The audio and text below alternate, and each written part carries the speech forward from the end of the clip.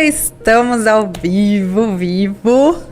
Boa noite, meu povo, tudo bem com vocês? Boa noite, Padre Douglas. Boa noite, Tiele, boa noite para todos que estão nos acompanhando nesse dia 19 de janeiro de 2022, que maravilha!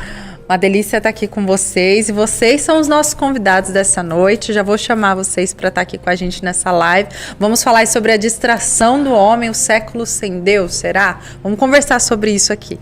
Aí daqui a pouco a gente volta, roda a vinheta pra gente.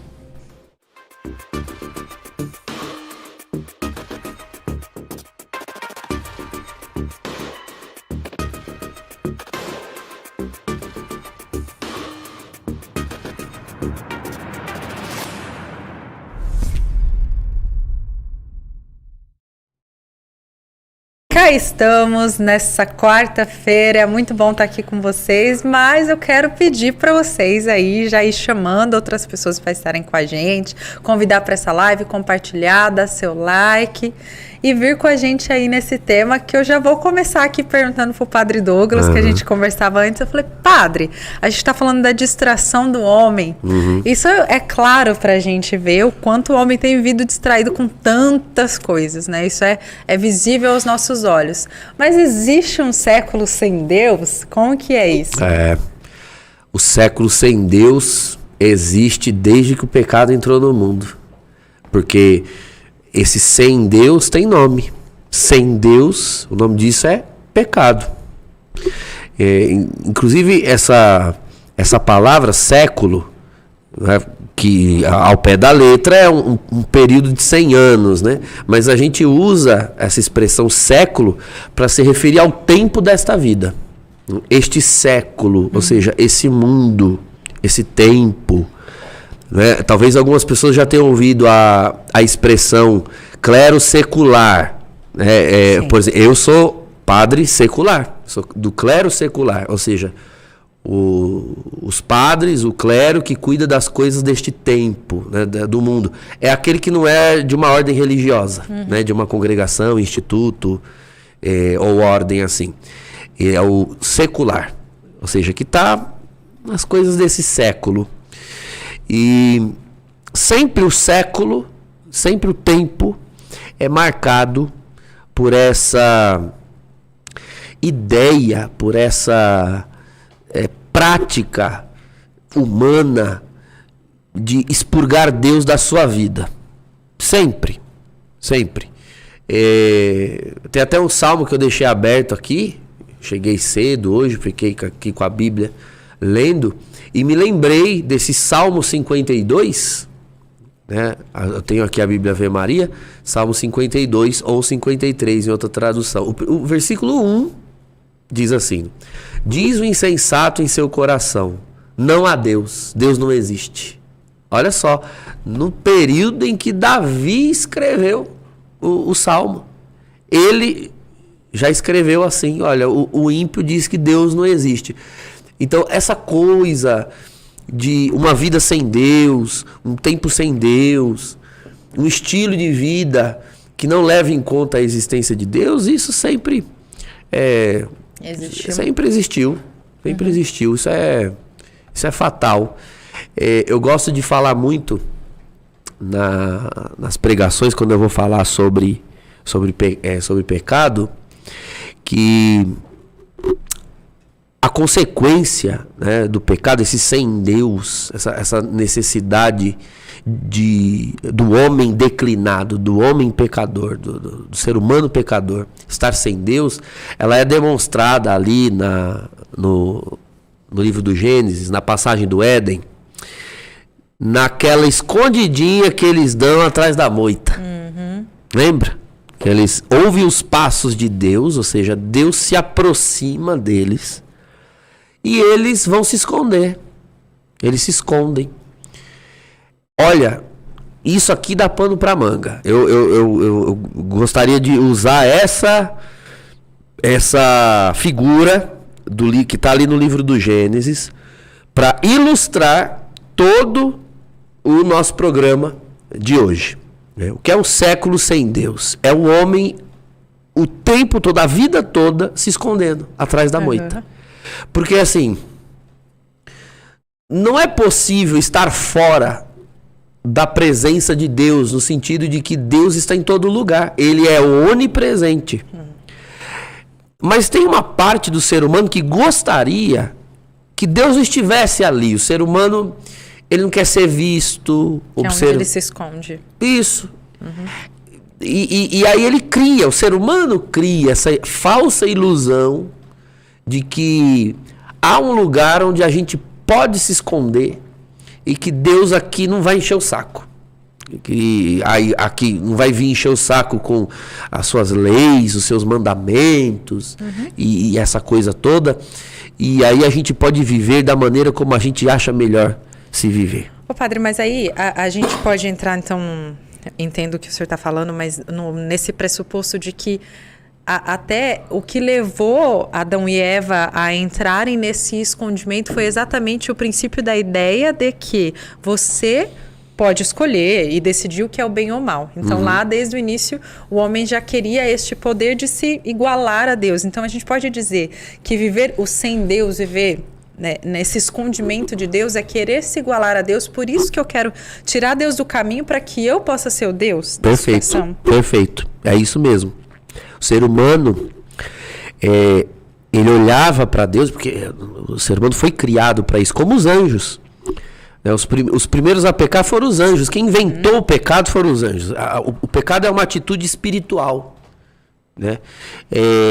Olha-se para Deus e se deslumbra com ele. A criatura olha para o Criador e fica de tal maneira deslumbrada que gostaria de ser semelhante a Deus. Agora veja, Deus nos criou dessa forma. Tá? Deus nos criou para realmente olharmos para Ele e querermos glória. O ser humano foi feito para glória, para ser glorificado. A questão é, a criatura foi criada para ser glorificada pelo seu Criador. O pecado entra aqui, no momento em que a criatura, ela quer ser glorificada da forma como Deus é. Quem glorifica a Deus? As criaturas. Então, no momento em que eu, como criatura, também quero ser glorificado por criaturas, reverenciado, desejado por criaturas, nesse momento eu me coloquei no lugar de Deus, porque só Deus é reverenciado pelas criaturas. Então, quando o pecado entra no mundo justamente nessa hora, que o ser humano ele quer se tornar como Deus. O problema não é esse. O problema é no momento em que ele quer se tornar como Deus, sem Deus. É esse o problema. Nós devemos ser como Deus, ser de santos como Deus é santo, ser de perfeitos como o vosso Pai Celestial é perfeito.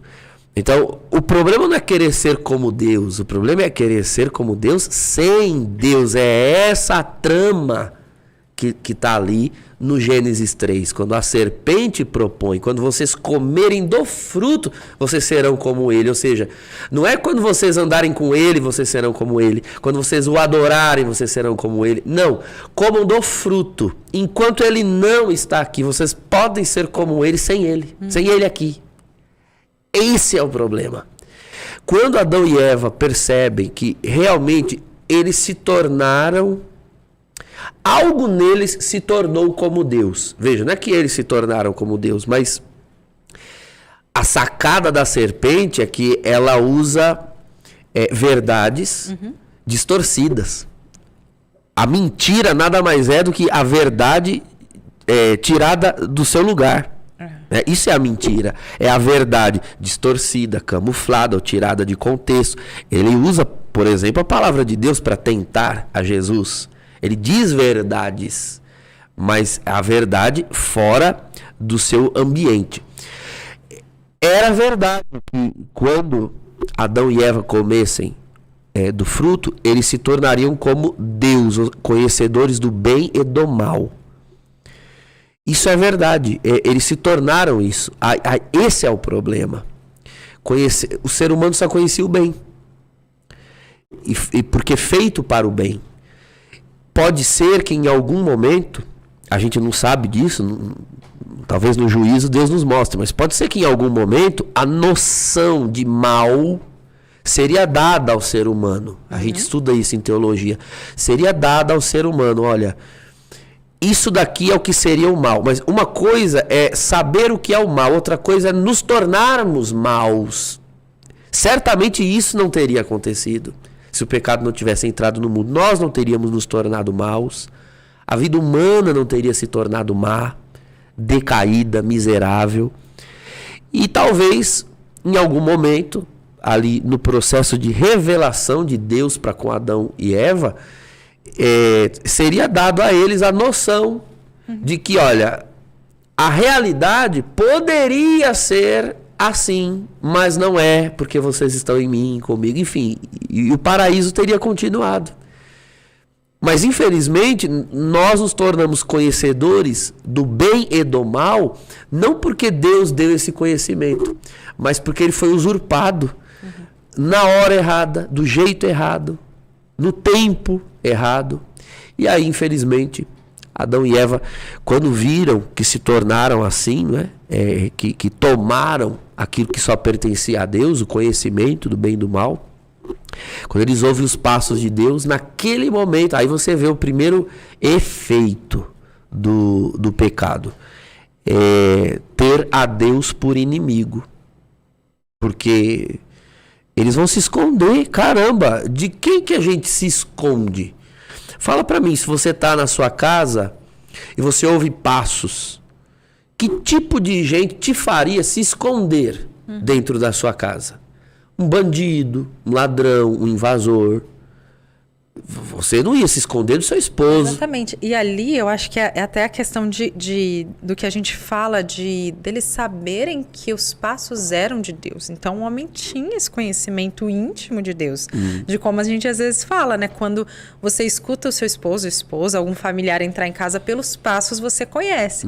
E é exatamente isso que o senhor tá falando, né? Mas aí eu escuto esses passos e tenho medo, por quê? Porque no fim eu sei que eu errei. Então é aí onde entra o medo.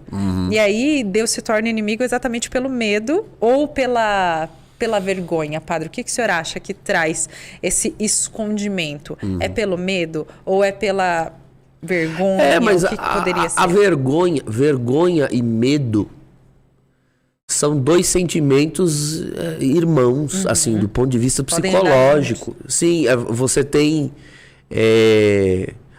vergonha porque tem medo de alguma coisa. Por que alguém teria, sei lá, vergonha do seu corpo? Porque tem medo de ser julgada, porque tem medo de ser depreciada. Então, a vergonha é uma consequência do medo. Então, de fato, eles têm vergonha porque temem, né? Sabem que desobedeceram e vão se esconder. E assim, se esconder... Quando eu vejo essa cena, Adão e Eva se escondendo atrás da moita, me lembra a cena de um filme, você deve lembrar daquele filme Impacto Profundo, que passou uma época que vinha um meteoro na Terra, fazia uma tsunami imensa, e aí a tsunami tá vindo e as pessoas correm. Assim, a pessoa corre porque ela tem o instinto de correr, mas com o tamanho da onda que tá vindo, ela sabe que não tem sentido nenhum correr, entendeu? É porque a sensação de impotência é tão grande que a gente nunca se conforma de não ter algo para fazer, ainda que aquilo que será feito não seja eficiente, não seja eficaz, não sirva para nada, mas a gente tem necessidade de fazer. Então, o pecado causa essa impotência diante de Deus, e Adão e Eva querem se esconder. Não tem como se esconder de Deus. Ele é onipresente, ele está em todo lugar, mas essa atitude de se esconder, no fundo, revela o que é o ser humano quando ele tenta fugir de Deus. Ele, na realidade, se desfigura. Ele se desfigura, ele fica perdido, ele fica entregue às suas paixões, aos seus sentimentos. A gente falou de 2 aqui, medo, vergonha, e são sentimentos. Eu imagino assim, Adão e Eva, porque conheceram a face de Deus, porque conheciam a Deus, eles sabiam que Deus poderia perdoar. Eles sabiam. Por que eles não pediram? Certamente a história teria sido outra. Se humilhar, pedir perdão. Não. No momento em que eles sentiram o gosto do poder, porque conhecer o bem e o mal pode se traduzir aqui como poder. É esse o lugar, é essa posição divina que o ser humano pecador quer. A de poder, de ter o controle, o domínio de uma realidade nas suas mãos. No caso ali era o conhecimento. Quando eles sentem o gosto do poder, eles têm muita dificuldade de voltar a baixar a cabeça, né? Uma vez que você sente como é arejado tá de cabeça empinada, de nariz empinado, para baixar depois é muito difícil. E aí eles transferem culpa o tempo todo. É um passando pro outro, né? Um pro outro. Adão culpa Eva e a Deus, né? A mulher que tu me deste, então ele transfere a culpa. Eva culpa a serpente, ninguém assume a culpa. Então repare, esses comportamentos de Adão e Eva são eles que determinam a história da humanidade e determinam o século. E determinam a história. É o que nós vivemos até hoje, né? Sim, eles vão se entreter atrás da moita, assim, vão se esconder. Como se Deus estivesse vendo, como se Deus não pudesse ver, como se em algum momento Deus não fosse aparecer. Então, percebe que a gente pode dar tantos exemplos aqui no programa das distrações que o ser humano usa. Sim. Essas distrações nada mais são do que essa moita. Essa moita continua no nosso meio. Ela continua na nossa vida e vai ficar até o fim. A moita, né, padre? Antes até de eu continuar, só quero falar uma boa noite aqui pro pessoal de outra cidade. Kátia de Peruíbe, boa noite, Kátia. Deve estar quente aí, hein, Kátia? Peruíbe. A Larissa Siqueira de Cataguases, Minas Gerais. Esse eu nunca vi. E o Fábio de Piracicaba, boa noite, gente. Deus abençoe vocês. E manda a pergunta de vocês aí pra gente. A gente tá aqui para bater um papo, né, padre? Para conversar sobre isso. Mas, continuando aqui, o senhor estava falando até dessa questão de ter sempre onde se esconder, tem sempre essa moita, né? Mas eu estava pensando que, além da moita, é aquela história que a gente fala que a história se repete, mas parece que o ser humano está sempre em busca de poder. Isso a gente vê isso o tempo todo. É engraçado que em todos os filmes isso é muito característico, né? Essa busca por poder, por conhecimento, por ter conhecimento de todas as coisas, para que aí você possa dominar, né? Mas o senhor acha que, por exemplo, se a gente olhar lá na época até de que a gente teve o dilúvio, que a gente via que era muito escancarado a maldade do homem. Olhando para o que a gente vive hoje, o senhor acha que neste século, no que nós temos vivido agora, talvez esteja até entrando aí em algo um pouco mais polêmico, o senhor acha que tem essa característica de certa forma, porque muitas vezes as pessoas têm esse olhar de que Deus está nos castigando. Então o dilúvio foi para o castigo da humanidade. Aí agora nós estamos vivendo de novo um esquecimento, uma distração de Deus. Então Deus veio e manda uma pandemia para que a gente fique alerta aí. Então Deus está castigando de novo. Castigou Adão e Eva, porque disse, terás dores para... no parto, comerás o seu pão com o suor do rosto. Exatamente. E tudo mais. Não... Eu entendo, eu vou dizer a minha opinião, tá? Como sacerdote, como teólogo, como uma pessoa que lê, que estuda.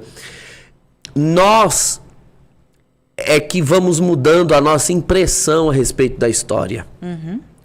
Tem um trecho, Eclesiastes, no capítulo 1, se eu não me engano, bem no começo ali, versículo 8, em torno do versículo 8, diz assim, não há nada de novo debaixo do céu. Não há nada. Então, quando a gente acha assim, houve um tempo pior, houve um tempo mais ou menos... Não, é a nossa percepção dos tempos. Deus, na Sagrada Escritura, ele foi revelando o seu coração em relação ao comportamento do ser humano. Então, Sodoma e Gomorra são um emblema, né? Eles são um emblema na Sagrada Escritura, do quanto Deus abomina, do quanto fere o coração de Deus a humanidade afastada dele. Então, naquele momento, ele revela o seu coração. Agora, hoje, o ser humano é menos ruim ou melhor do que Sodoma e Gomorra? Eu acho difícil. Sodoma e Gomorra ainda está aí. Cafarnaum está aí. Porque, veja, a Escritura, ela existe para nos apresentar categorias. Né? Categorias. Então, categorias de pecado, no caso Sodoma e Gomorra, são um emblema do pecado da concupiscência da carne. Claramente ali. Assim como, por exemplo, Cafarnaum, no Evangelho, é emblema da incredulidade. Não creram no Filho do Homem. Ele fala, ai de ti, Corazim, ai de ti, Cafarnaum, se em Sodoma e Gomorra os sinais que foram feitos em ti tivessem sido feitos, teriam crido.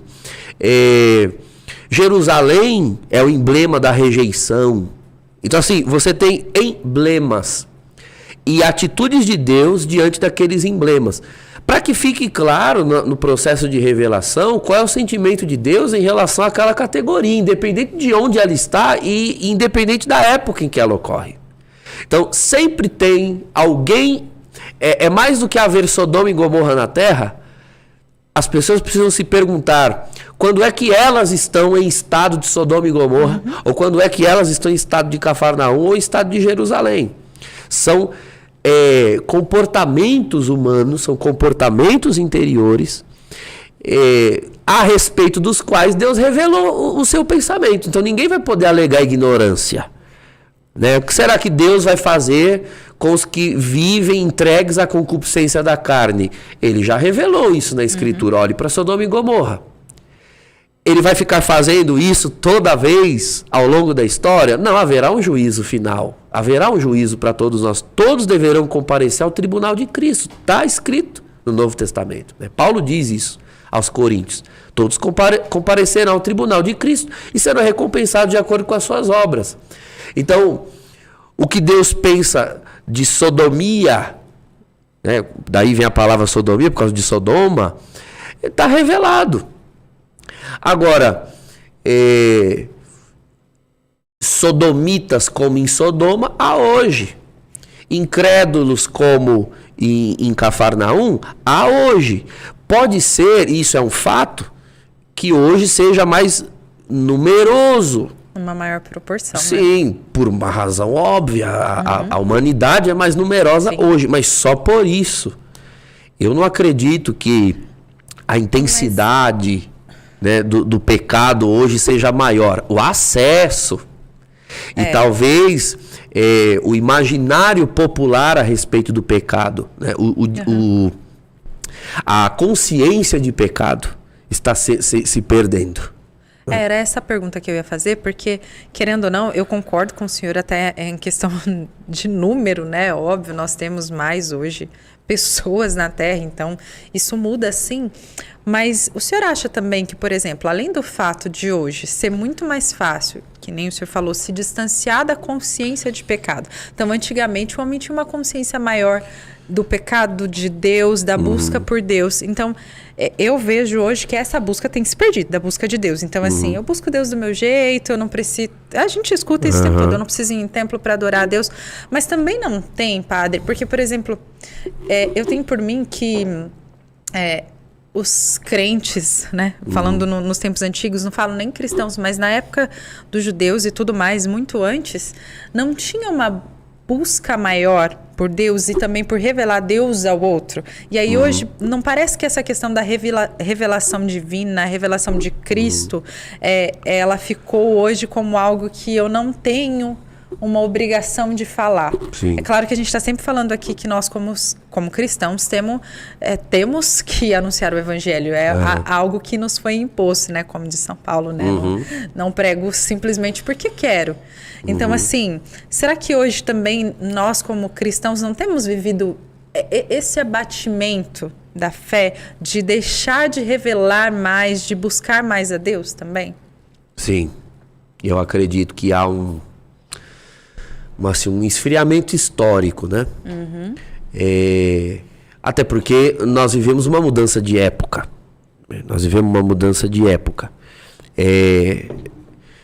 Hoje a gente pode distinguir dois fenômenos, a experiência de Deus e a experiência religiosa. Né? No mundo antigo, uma coisa não era separada da outra. Então, você mencionou os crentes do Antigo Testamento, e tudo mais.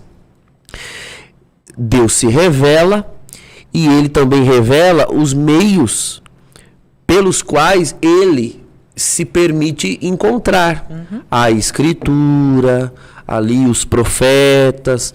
Então ele revela um culto, tá todo esse culto ali no livro do Levítico, Deuteronômio, os sacrifícios, os incensos, as oblações, os holocaustos. Então Deus criou o ser humano religioso. Há um comportamento humano, né, que é natural, espontâneo no ser humano, o comportamento religioso, que nada mais é do que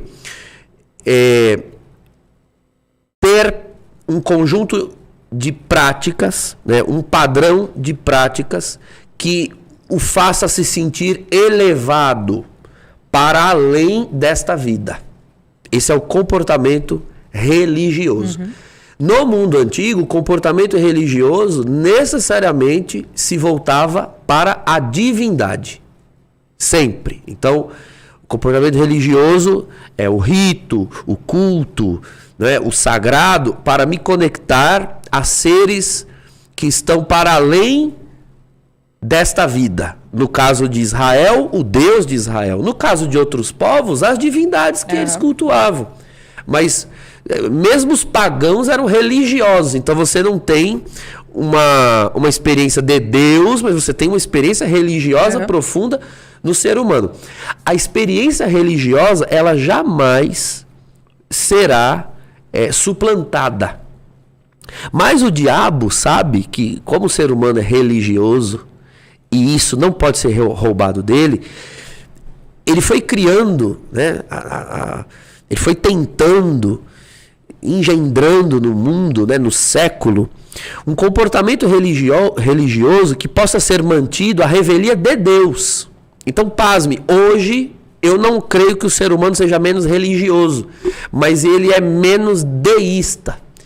Ele tem religião, mas ele não percebe que ele faz da sua religião outras coisas, né, que o façam sair da sua rotina, porque era esse o intuito.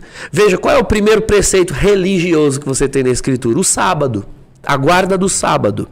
Então você tem 6 dias da mais absoluta rotina, normalidade, e a religião é aquele instante em que você rompe com aquela rotina, para que você se lembre que você é muito mais do que aquilo que você faz, o seu trabalho, né, a sua atividade. Então, era dia de culto, era dia de estar com Deus, era de repouso, de estar com a família, etc. Hoje, Hoje, mesmo uma pessoa que não tenha fé religiosa, ela tem comportamento religioso. Uma pessoa, ela pode não ir no domingo preceitualmente à igreja, mas ela vai ao futebol. Ela lava o carro dela. Eu uso sempre esse exemplo que tem um cara no condomínio onde eu moro que todo domingo no mesmo horário, ele está lá lavando o carro. E aí nós usamos a expressão religiosamente. E é religiosamente. Ele está sempre com a mesma roupa, é sempre o mesmo balde, a mesma mangueira, e aí ele vai prestar o culto ao Deus dele, que é aquele carro. Entendeu? Eu vou rezar a missa de manhã cedo, tem a missa 7h30, ele já tá lá, cara. 7h30 da manhã no domingo. Literalmente, religiosamente. Religiosamente, porque eu tô saindo pra minha religião e ele já tá na dele. Tiele, é todo domingo. E eu celebro 2, às vezes 3 missas no domingo, eu volto e ele ainda está lá. Veja se isso não é um comportamento religioso. Exatamente. Então,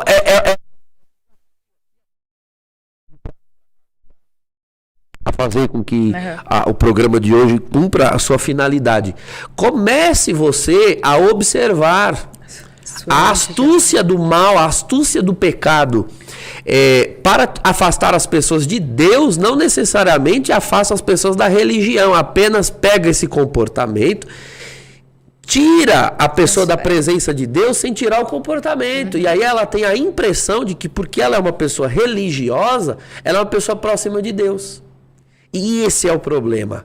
Então, com certeza, aquele cara lavando o seu carro religiosamente aos domingos, como ele tem um padrão de comportamento preceitual, porque todo domingo ele faz aquilo, certamente ele termina aquela prática realizado.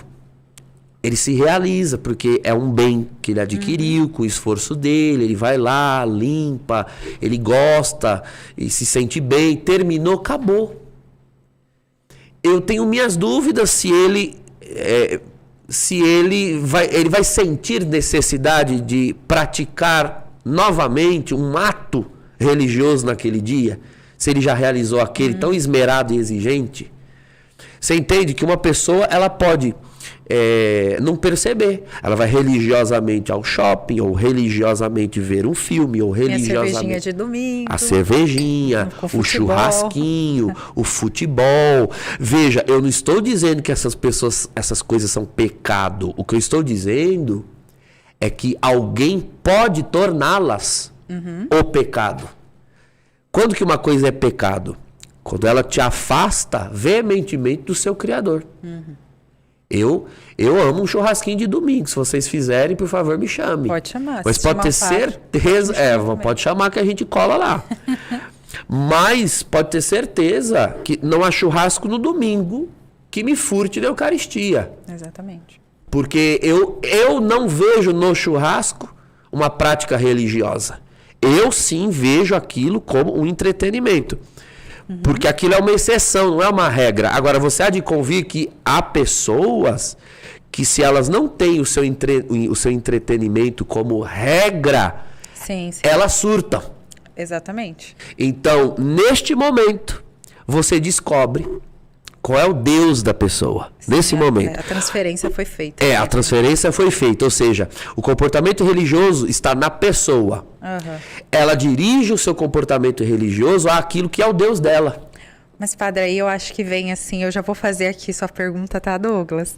Mas agora eu lembrei de uma coisa aqui, que aí vem os santos para nos ensinar, né? Aí vem Santa Teresinha, assim, para falar que em todas as coisas Deus está. Não foi só Santa Teresinha que falou isso, a gente ouve isso em tantos santos, mas acho que Santa Teresinha é essa mestra de amar a Deus em cada detalhe.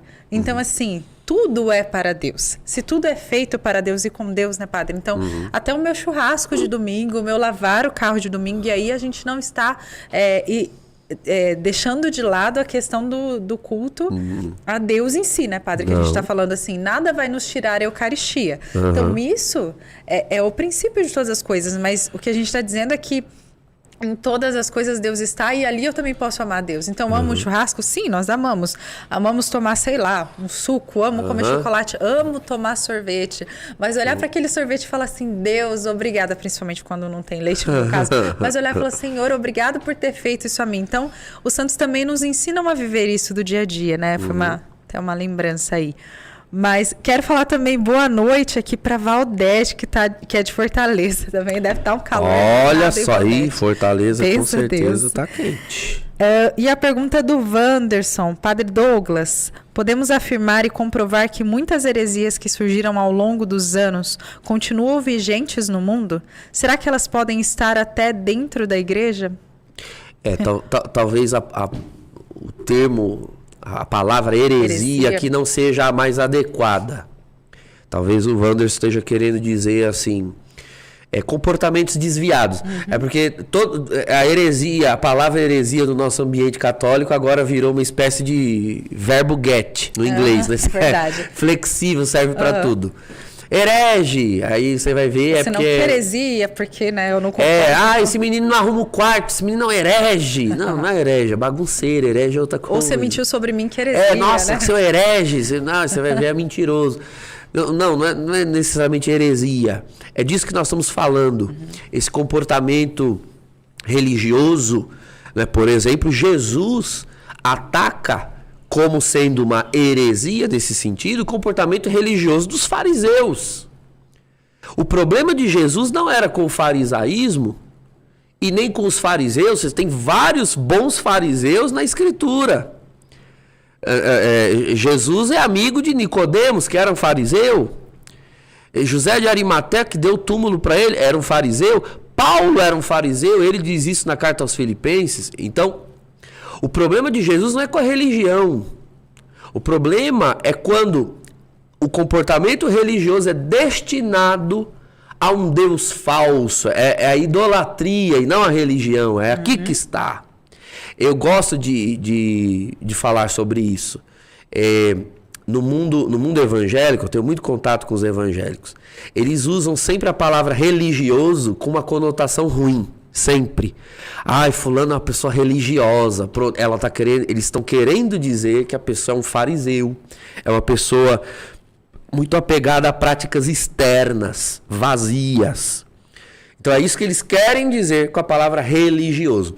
Mas assim, é um uso indevido, é um uso equivocado do termo religioso. Porque se o evangélico pega a Bíblia nas mãos, abaixa a cabeça e ora a Deus, isso é uma prática religiosa. Isso é religião.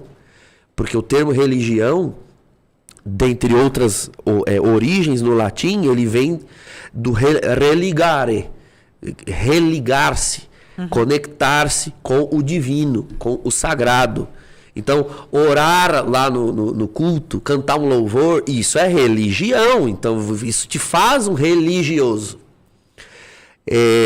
Não é esse o problema. O problema é, o comportamento religioso é um comportamento naturalmente humano. Mas a pergunta é, a que eu vou dirigir este comportamento? O que é o teu Deus? Qual é o Deus da tua religião? Porque a religião está em você, o seu comportamento. O seu esforço de religar-se, de disciplinar-se num determinado padrão de comportamento. A pergunta é, por exemplo, algo próprio da religião, né, do comportamento religioso, dedicar tempo. Sim. Dedicar tempo, nós estamos falando do século. O século é uma expressão para se referir a tempo. Então, a que eu dedico mais tempo? Se eu dedico mais tempo ao celular, então é preciso tomar cuidado, porque o celular pode estar se tornando o meu Deus. E aí entra as nossas distrações. É uma distração. Se eu dedico mais tempo ao lazer, a festas, a balada, a sexo, a drogas, enfim. Então, isso pode estar sendo o meu Deus. Por quê? Porque a ele eu dou dedicação, a ele eu dou atenção, aquilo eu dou atenção, aquilo eu dou dedicação, aquilo eu despendio tempo. Aquilo é o centro das minhas atenções. Eu acordo de manhã cedo e o meu primeiro pensamento é aquilo. Então, geralmente, o objeto do primeiro pensamento da pessoa num dia é o Deus dela. Tá? E isso é perigoso. Você pode estar na igreja, você pode estar celebrando liturgia, você pode estar prestando culto. Mas e o coração? E a mente? Está, né? Exato. Então, nós estamos vivendo... Tesouro, né? Agora, o século presente, né, adoece em termos de ausência de Deus, porque criou-se a ideia de que Deus é um ser que existe para me fazer sentir bem. Me fazer sentir bem. Então, se alguma outra coisa que não Deus me fizer sentir bem, ponto. Eu já encontrei o meu Deus. Exatamente. Quantas pessoas a gente conhece? Eu conheço algumas, até eu tenho na minha parentela. Eu fico observando, são pessoas de uma vida fútil. Fútil. Trabalham, ganham seu dinheiro, vivem em função só de passear, cervejada, cachaçada, uma balada, uma festinha, aí na segunda começa de novo. São pessoas que não têm nenhum grande projeto, nenhum grande sonho, que não pensam no amanhã ou no futuro, vivem em função do agora e nada mais. Tudo bem que nós só temos o hoje, mas uma pessoa sem amanhã não tem para que viver hoje. Sem amanhã e sem que nem o senhor está falando dessa questão do bem-estar, né? A gente sempre fala que a gente tem vivido num mundo muito hedonista, onde tudo é o bem-estar, o prazer e tudo mais, e a gente quer sempre se sentir bem, né? Então, se eu estou em algo que não me faz bem, às vezes eu brinco que parece que as pessoas até mesmo vão à missa para receber a Eucaristia como se Deus fosse uma pílula de bem-estar, né? Então eu recebo Jesus, aí agora eu vou ficar bem e eu não vou sentir mais nada, porque estar em Deus é uma falsa ilusão a gente achar que a vida com Deus é uma vida sem sofrimento, uma vida onde eu só vou encontrar bem-estar. Muitas vezes é muito pelo contrário, né, padre? E aí eu fico pensando até nos nossos antepassados mesmo, tudo o que já foi vivido na época onde as pessoas buscavam as coisas ali com ardor mesmo. Você pensar até nos guerreiros que iam para a guerra mesmo e sabiam que ali iam entregar a vida, né? Tô dando um exemplo assim, mais do século, digamos assim, né? Não tô nem falando dos mártires ainda. Mas assim, e aí hoje a gente vive numa situação, até a gente brinca às vezes, né, padre, que nem o mertiolate arde mais. E é verdade, porque parece que é tudo feito para que a gente se sinta bem. Então, você vai entrar na internet aqui falando até um pouco dessa questão das distrações, a gente vê que as pessoas procuram nas redes sociais, tudo, esse bem-estar, essas distrações são para isso, para que eu me sinta bem. Então eu sigo aquela pessoa que me dá uma sensação de que a vida é boa, de que a vida é perfeita. Eu escuto coisas para me dizer o quanto eu sou capaz, e aí eu não estou querendo dizer que em Deus nós não somos capazes. E é exatamente o que o padre falava no início. Nós fomos feitos para a glória de Deus. Mas eu acho que a gente tem vivido num tempo onde você quer ouvir o tempo todo do quanto você pode, do quanto você é e tudo mais. Então, senão eu não estarei bem, eu preciso sentir aquela sensação de prazer. Então, eu acho que felicidade é estar com aquele sentimentinho bom, onde a gente escolhe, no fim, a cruz. O cristianismo é a cruz. É o Cristo que sofreu. Então não tinha um sentimentinho fofo ali de bem-estar e prazer nessa busca pelo amor, né? Então, hoje em dia é o que a gente tem vivido, né, padre? Infelizmente, assim, né? Acho que todas essas distrações nos afastam de Deus. Até tô falando assim demais, mas é porque isso é uma coisa que particularmente me incomoda muito. Ver o quanto a gente perde tanto tempo. Eu tô dando o exemplo do celular porque é óbvio que é o que a gente mais tem feito hoje, né? Tem estado nas redes sociais, uma plataforma de streaming para que eu quero assistir alguma coisa e aí eu me sinto bem, e aí eu tomo minha cerveja, e aí a gente não está falando aqui de nada que seja em si o pecado, ilícito, que era o que o padre estava explicando, né? Só que assim, como isso tem nos afastado de Deus, então a sensação que eu preciso sentir de bem-estar, então isso acaba tornando meu Deus, né? Que é o que o padre falava, né? Então, veja se tudo isso não é de novo a moita. De novo, de novo. Adão e Eva estão ali, um com o outro. Quer dizer, ser humano com ser humano. Né? Só buscando a si. E não querem o seu criador. Eles estão ali. Essa moita é exatamente a distração, aquilo que se interpõe entre a pessoa e o seu criador, para não se confrontar. Para não se confrontar. E nunca vai. E não vai para lá para trás sozinho, né? Adão leva Eva e Eva leva Adão. Justamente para não terem de se confrontar consigo. Tinha um filósofo no século XVII para o século XVIII, chamado Blaise Pascal. Ele escreveu uma obra chamada Pensées, né? Pensamentos. E tem um capítulo dessa obra chamado A Miséria do Homem Sem Deus. Lá, ele desenvolve uma teoria que é chamada teoria do divertissement. Traduzindo ao pé da letra, seria divertimento, mas é algo mais amplo. Ele diz justamente isso. O ser humano, ele é tão miserável, ele se tornou tão miserável pelo pecado, que ele tem sérias dificuldades de se encontrar com dois seres. Dois seres são abomináveis à pessoa: Deus e ela. Ela mesma. Exatamente. Né? Deus e ela. Deus, porque ela sabe que se ela olhar para Deus, ela vai saber a verdade sobre ela. Exatamente. Porque a Deus ninguém engana. Vai Deus é o pleno e perfeito espelho do ser humano. Ele é a definitude, ele é a origem e o fim do ser humano. A ele nada escapa, a Deus. Então a pessoa fica fugindo, né? Porque ela sabe que esse negócio de Deus, toda vez que Deus entra na vida de alguém, essa vida muda. Como para mim a vida tá ótima do jeito que tá, então eu não quero que mude. Então eu fico fugindo, né? A pessoa fica fugindo de Deus. Mas ela também tem uma séria necessidade de fugir dela. Ela não se suporta. Porque aí já é o contrário. Deus é bom demais e muda tudo o que... as realidades em que ele entra. Mas no meu caso, estar sozinho comigo é muito insuportável, porque tem tanta coisa ruim, ou chata, ou solução, que eu prefiro não encontrar comigo. E aí, quando é que você descobre que você é esse tipo de pessoa? Quando o tempo todo você necessita estar fora. Então, toda hora você tem que estar ouvindo uma música. Mínima solidão, silêncio.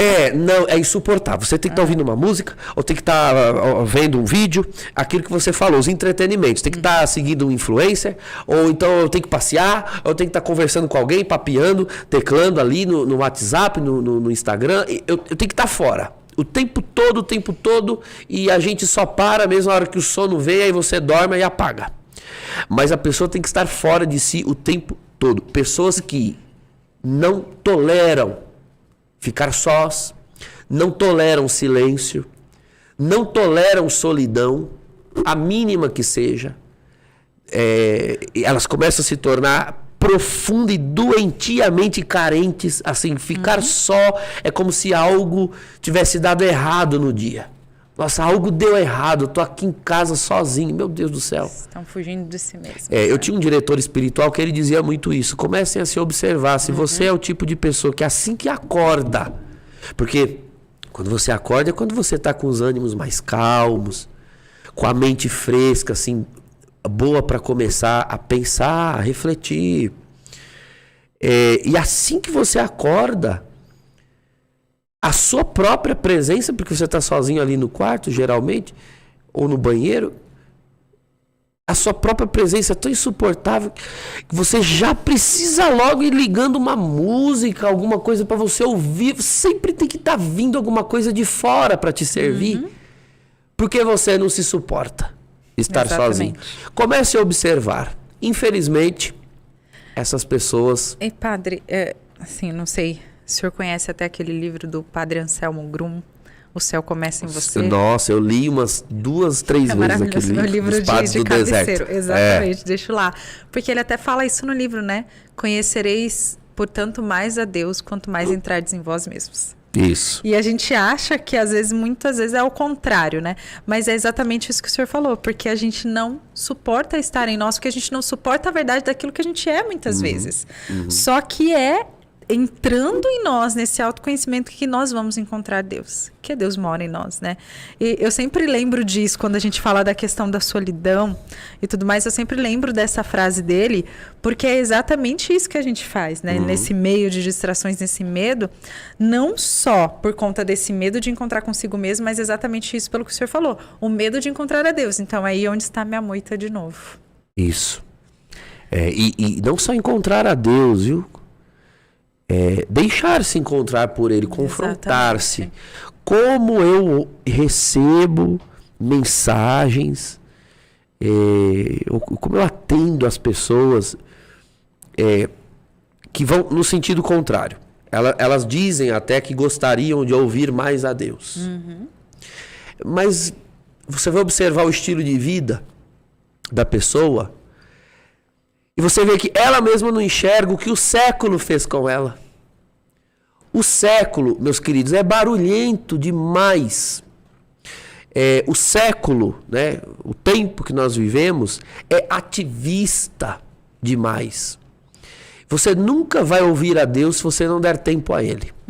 As pessoas têm sérias dificuldades de ir ao sacrário, por exemplo. Quando vão, né, o século já colocou na nossa cabeça que a gente sempre tem que estar fazendo alguma coisa, porque a desocupação é contraproducente. Você não presta, ô Marta. Marta. Então a pessoa vai no sacrário. Aí ela leva um monte de livro, ela leva terço, ela leva tudo. E ela não cala a boca. Não cala a boca. Eu fico imaginando Jesus no sacrário, olhando para certas pessoas, dizendo, veio aqui para quê?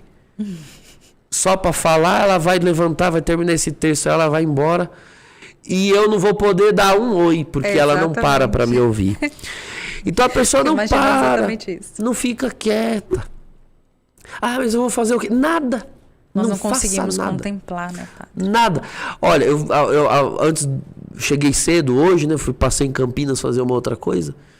Aí cheguei cedo, fui ali no refeitório, falei, vou no sacrário, vou aproveitar. Sentei ali.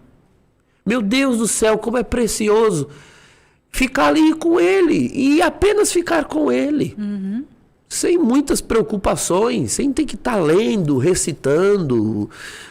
Tudo bem, tudo isso é bom, ajuda a entrar em comunhão. Mas e depois que entrou na comunhão com Deus, você faz o que com essa comunhão? Mas e o silêncio para escutar Deus, né? Pois é. Aí eu sempre lembro também de Santa Teresa d'Ávila, que eu amo, que me ensina muito nesse contexto, porque ela que falava, né, padre, que se for para estar na presença de Jesus no Santíssimo, ela pode contar até os tijolinhos da capela, mas que lá ela vai ficar até o fim, né? Eu acho que é aí que entra o nosso coração desejoso de silenciar em meio a esses barulhos das distrações do mundo, porque o tempo todo a gente está com essas distrações, o tempo todo tem coisa para dizer, para a gente o que fazer, para onde ir, o que é melhor, o que é a felicidade, e no fim a felicidade está ali, diante de Deus. Então comecem assim a reparar quanto barulho o século põe na sua cabeça, e lembre-se o seguinte, só você pode calar esse barulho, só você. Vamos começar a tomar esse cuidado. É muito barulho. É mídia demais. É noticiário demais. É filme demais. É série demais. Informação é música demais. Né, padre? Para. Eu tenho visto as pessoas assim desesperadas com todo tipo de coisas, né? Pandemia. Vacina, não vacina. Vacina, não vacina, não sei o quê. E elas ficam empolvorosas. Eu disse, você acalma. Antes de vir me procurar para conversar, você foi no sacrário, ficou sozinho com Jesus? Sabia que ele ainda é Deus? Ele ainda é o teu Criador? Se acalma, não vamos desesperar. Eu sei que na medida em que o século vai dando as suas cartadas, nós vamos tendo essa impressão de que tudo está ficando cada vez pior, de que tudo está ficando cada vez mais sem saída, e de que esse tempo é o pior que um ser humano poderia viver. Tenha certeza que os primeiros cristãos tiveram essa impressão. Tenha certeza de que cristãos na Idade Média tiveram essa impressão. tenha certeza de que cristãos na Revolução Francesa tiveram essa impressão. Olha, todo Na mundo Segunda teve. Guerra Mundial. Todos tiveram essa impressão. E nós estamos aqui, outra geração depois daquela. E provavelmente vem a outra depois da nossa. Tá? A não ser que Jesus venha. Maranata, que ele venha. Mas e se não vier, estará outra geração aqui, que vai ter a mesma sensação. Então, vamos parar. Pare e lembre, né, padre, que é isso, é no vigiar e orar, porque o Senhor pode voltar agora. E como nós estaremos? Como nós estaremos? O Senhor pode bater a porta, estaremos vigilantes, seremos as virgens prudentes ou as imprevidentes? Eu acho que esse precisa ser o nosso olhar diante das situações, né? De parar e deixar Deus falar o nosso coração, assim como o Senhor tem feito, né? Perfeito. A gente está indo aqui já para o final Isso. da nossa live, infelizmente. Eu queria só falar aqui com o Wanderson. O Wanderson tá até sugerindo um tema pra gente. Eu já ia falar isso pra você mesmo. Ele perguntou qual que vai ser o tema da próxima semana. Eu ia falar, primeiro segue a gente lá no Renovação do Espírito Santo, ou o Padre Douglas, eu, Tchelle Cândido, Fernando Nascimento, que a gente sempre tá postando. Mas a gente tá sempre aqui também aberto às sugestões, né? Eu fiquei muito feliz com a sua sugestão, viu, É Wanderson? um tema muito bom, mística. Muito bom. Vamos falar sobre isso. Qualquer hora dessas aí. Eu queria dar uma boa noite aqui para vocês. Agradecer muito a presença de vocês, a participação de vocês aqui com a gente na live. Pra gente é uma grande alegria quando vocês participam, perguntam, mandam de onde é. A gente fica muito feliz de saber que tem várias pessoas de tantos lugares aqui com a gente, né, padre? Mas eu acho que a gente não pode deixar sempre de conversar aqui no nosso podcast daquilo que é essencial, que é a vida de Deus em nós. Então, até a gente falava na nossa descrição do tema dessa semana, falando sobre a questão da distração do homem. E como a gente falava no começo, sim, isso é algo que a gente vê o tempo todo, da distração do homem, desse século sem Deus. E como o padre já explicou aqui pra gente, que o século, né, não tem Deus, porque o século é sem Deus, porque é o mundo, né? Toda a explicação aqui que o padre deu. Mas que o nosso coração esteja muito sedento da presença de Deus. Silencie nesse tempo que nós temos vivido. A gente falava aqui desses tantos barulhos, dessas informações. A gente tem muita informação, tem muita coisa falando. Então, que o nosso coração escolha a melhor parte. Que nós possamos fazer como Maria, sim.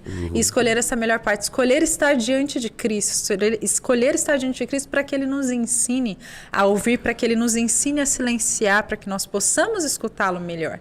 E que a gente possa aprender também como santos, né, padre? Quando a gente falava desse tema aqui, até conversava com o Renan, que trabalha com a gente no departamento, a gente falava sobre isso.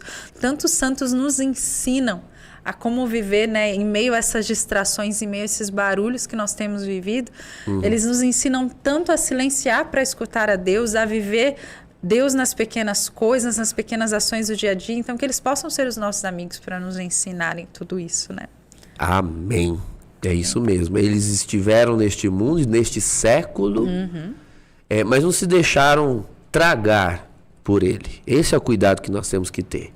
É verdade, nós estamos nesse século, não devemos ser alheios a ele, devemos estar inteirados, conectados, como nós estamos agora, aqui Exatamente. fazendo essa live. Mas nunca nos deixar tragar, nunca perca o foco. Quando você estiver se sentindo demasiado desestabilizado, né, sem estabilidade emocional, espiritual, humana, cuidado.